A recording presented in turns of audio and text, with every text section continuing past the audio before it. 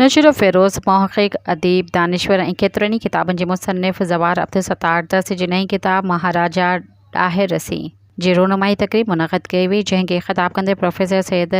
मुज़फ़र हुसैन शाह मुसवी, ज़वार अब्दुल सत्तार दर्स, फ़हीम बबर, तुराबी अनीस, मेमण रियाज़ उमरानी, मोहम्मद वारिस अब्बासी ॿियनि ख़िताब कंदे चयो त तारीख़ी किताबनि में उहे हक़ीक़तूं मौजूदु आहिनि त सिंध में इस्लाम त 8 हिजरी में ई पखिड़िजी चुको हो, पर मोहम्मद बिन क़ासिम सिंध में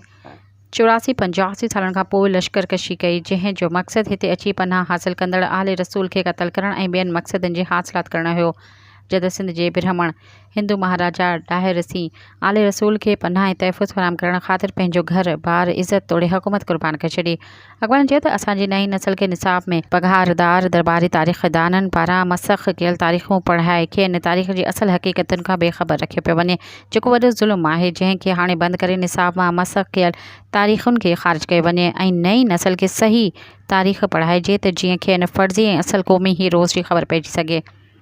रोनुमाई तक़रीब जी शुरूआत तिलावत कलाम पाक इलाहीअ सां कई वई, जंहिंजो शर्फ़ ज़वार अली सुमरो हासिल कयो। उनखां पोइ महिमाननि खे